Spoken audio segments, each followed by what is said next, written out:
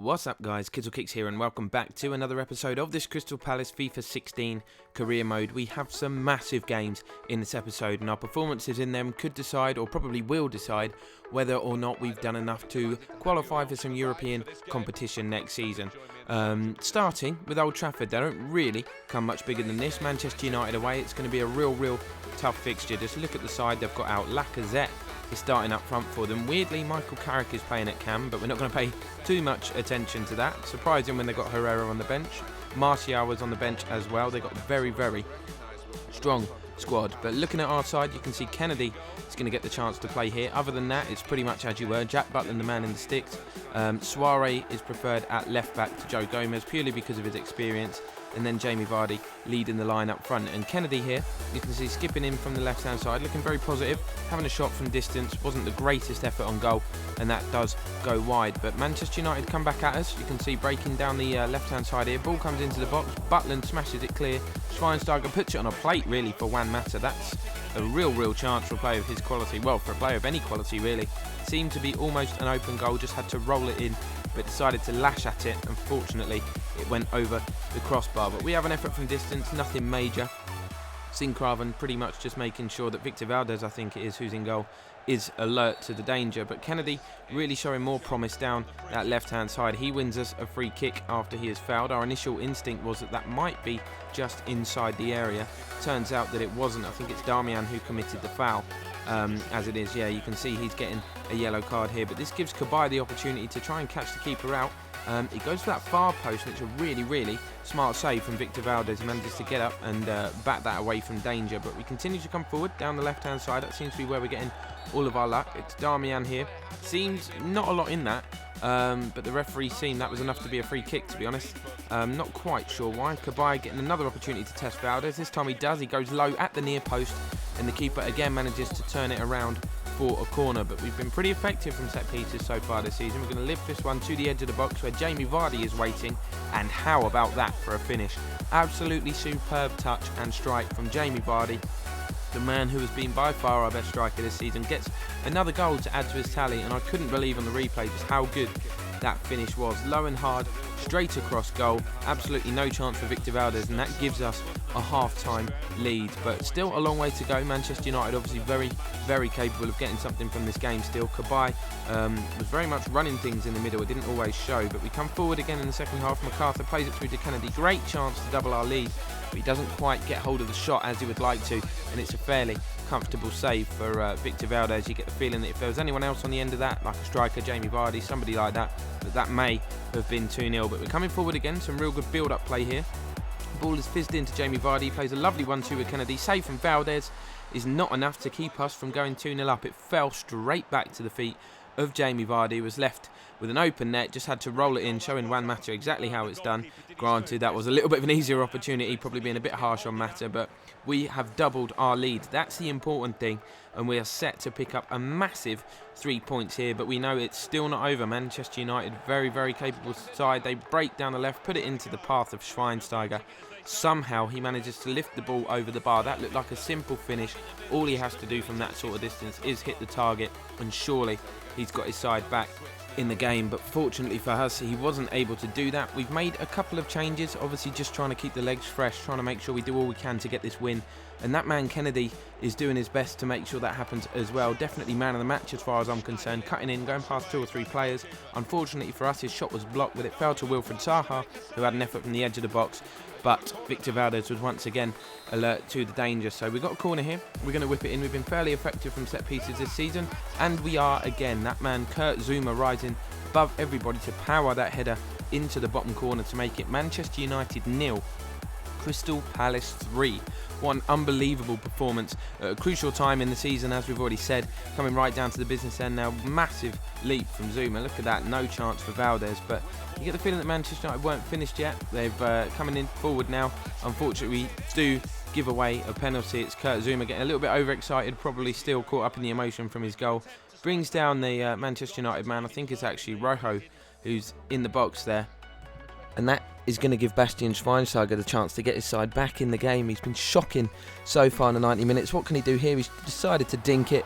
It's not fooled Butland at all, and he just makes a fool of himself, really. And up the other end now, we're going forward, trying to add to our already impressive lead. We touch it on one more as Berahino cuts back onto his right foot, smashes one, and maybe Berahino is not broken after all. He seems to have found a bit of form. That is a superb finish, just smashing the ball past Victor Valdez to make it Manchester United 0, Crystal Palace 4. What a superb finish that is. He's been really impressive the last couple of weeks, and those fans are going absolutely crazy in that away section of the ground. And that's how the game finished. Manchester United 0, Crystal Palace 4. A superb victory when it matters most, to add to some already impressive wins this season. We've won at Stamford Bridge, we won at the Emirates, and now Old Trafford as well. But we've still got a long way to go.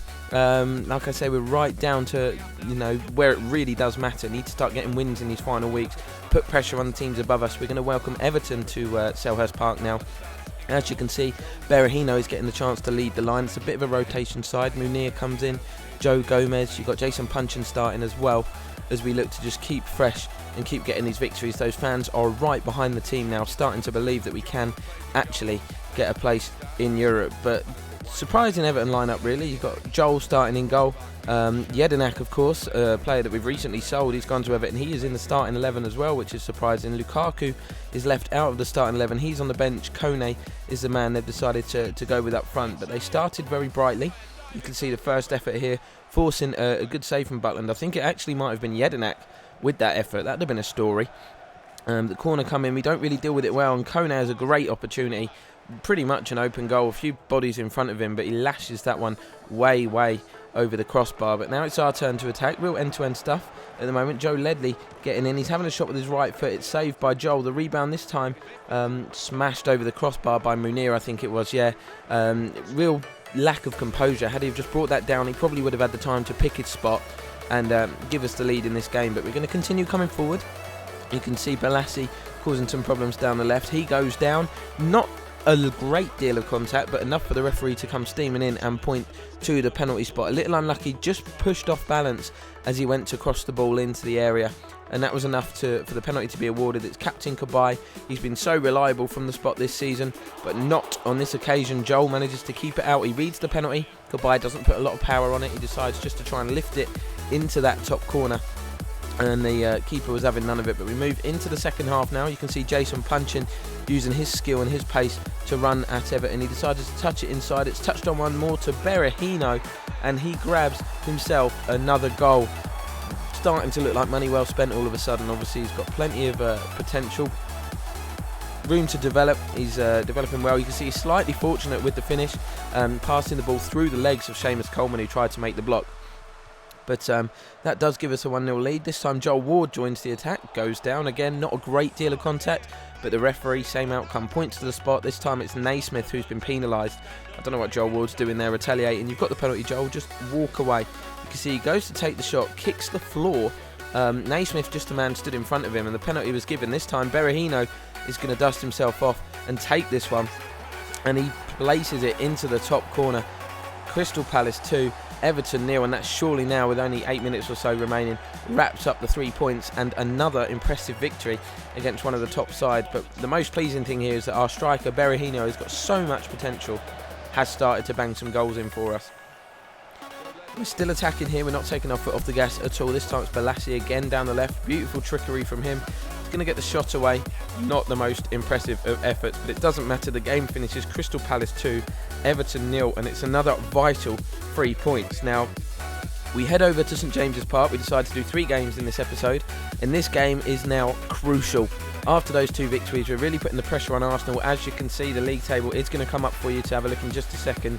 We are now just 2 points behind them, 2 points outside a European place. You can see it here. We're in 6th, 2 points behind Arsenal. Man United are 3 points behind us with a game in hand, but our far superior goal difference means that we don't really have to worry about them. It is still in our hands. We just need Arsenal to drop points in the last remaining 3 games of the season. But it's a strong Newcastle lineup. You've got Wijnaldum, Mitrovic up there, Sissoko, Colback, some very skilled players and some very hard-working players as well. But Jamie Vardy is going to come back into the starting 11 for this one, as is Sincraven and Wilfred Zaha. James MacArthur also back in, along with Pap Soiree as well. Just trying to keep it fresh. We wanted to get a fit side out there with good condition and really take this game to Newcastle, which we did from the off. You can see Joel Ward getting down the right-hand side here. Good skill from him. Puts the ball on a plate for Wilfred Zaha, who says thank you very much, and we take a 1-0 lead early on in this game. Really now looks like we're heading towards a European adventure. A little lucky with the finish. You can see it comes off Colaccini and deflects past Tim Krul, who kind of done the splits on the goal line, but we'll take each goal as it comes at this stage in the season. It really doesn't matter. And we look to double our advantage here. Jamie Vardy getting down the left. He cuts inside onto his right foot, gets the shot away. It's beaten away by Tim Krul, and the rebound was blocked. But Newcastle showing they still have plenty of life in there. There was a good tackle in there from Eric Dyer, but the ball rebounds to the feet of Sissoko, skips past his man, plays it through to Mitrovic just before half-time, and he doesn't make any mistakes, smashing the ball past Butland, gets Newcastle level. They've now got the momentum. Them home fans are going absolutely crazy. Just before half-time, it's a really, really terrible time for us to concede, but he smashes it past the keeper with his weaker left foot. I think he's right-footed. Not really sure. Correct me in the comments if he's not. But just before half-time, we have a chance to retake the lead. It's Jamie Vardy, one-on-one with the keeper. You'd put your house on him scoring that, the kind of goal-scoring form he's been in this season. But Tim Krul pulls off the save to deny him. But we're going to have another chance from the corner. It's Wilfred Zaha here, finding Vardy again. The effort was blocked. Krul kind of took a year to react to it, but eventually claws it off the goal line. But we're going to move into the second half now. Obviously the scores are still level. Newcastle coming forward with Sissoko here, plays it in. It's Mitrovic with the effort, but we get a little fortunate there. Lucky, very lucky not to go behind in this game, but Newcastle kept up the pressure. They started the second half really brightly, pumping balls into the area. The header on from Gouffran this time doesn't cause Butland any problems, but we kind of didn't wake up. We just didn't come out the blocks at all for the second half. You can see Mitrovic finding Wijnaldum. He's got space on the edge of the box, and he will punish you. He's got loads of time to get his shot away. Really puts his foot through it. Brilliant technique. Swerving away from Butland. Absolutely no chance for him. And we go behind. But straight from kickoff, we look to get ourselves back level. It's Daly Sincraven showing his good skill, his good agility and footwork. Running at Newcastle, goes past 5, 6, 7 players, and is brought down in the box by Wijnaldum actually. So he's got 0 to 0 in a matter of seconds. Definite penalty. You can see he just catches him high up on the calf. And a chance for Cabaye against his former club. Obviously missed a penalty in the last game against Everton. Can he put that behind him? Yes, he can. Smashes the ball past Tim Krul to put us level. And now we've got 25 minutes or so to hopefully go up the other end, use this as momentum in our favour and try and get ourselves a winner, which really would heap the pressure upon Arsenal. They are at home to Norwich today, so it is a fixture you'd be expecting them to win, so closing the gap is probably not an option. It's just vital that we push them right to the wire. But Newcastle coming straight up the other end with Tovan here. Somehow he was unable to find the finish to put them back in front. He really should have done. But at the other end, the game really opened up. James MacArthur playing the ball through to Sincraven. He just couldn't get the kind of connection on it that we needed to force the ball in past the goalkeeper and give us the lead. But Joel Ward, a bit of an error here. He tries to clear it. Doesn't really go far enough. And the ball is whipped into the box. Sissoko wins it with the header, and I'm not quite sure what Jack Butland is doing there. Somehow he's been beaten at his near post with just 3 minutes left in the game, so this could prove to be very costly, and the more you look at it, the worse it is. Butland, he gets both hands on the ball but could only push it into the side netting, which is an really awful error at this stage of the season when you really need things to be going your way. But Newcastle weren't done there. They kept coming forward. Somehow Gouffran managed to smash that ball over the crossbar, but Butland, his afternoon went from bad to worse. When he tried a short goal kick, it fell straight to De Jong, who pretty much put it on a plate for Cisse. He had a lot to do, mind. He struck it first time and it just arrowed into the bottom corner. A really costly defeat. Newcastle 4, Crystal Palace 2, right at the stage of the season where we just needed to keep our heads and just get the result that we needed. But you can see here an injury to Yohan Cabaye. He's going to be out for pretty much the rest of the season. He's not going to play no further action, which is a big loss for us. But you can see that defeat moves us down to 7th now. With just 2 games remaining, we find ourselves 5 points outside the European places, so it's looking extremely unlikely that we're going to be able to qualify now But it's not mathematically impossible, so we won't give up. We'll keep fighting. There is still 2 games to go. Anything could happen as far as Arsenal is concerned. They could lose both those games. I don't know who exactly they are playing, but we will keep fighting to the end. Either way, we can't lose sight of the fact it has been a fantastic season for us. We were expected to come mid-table, and the fact that we're even competing for a European place shows the success that we've had. Hopefully we can build on for next year, get some new additions to the side. Don't forget to comment your suggestions, and we will rebuild to make sure we qualify for Europe next season. But that's where we're going to bring this episode to a close, guys. You can see that Stoke have been relegated, Leicester and Bournemouth are down there as well, but that's not confirmed. Drop a like on the video and subscribe if you're new to the channel, and we'll see you again next time.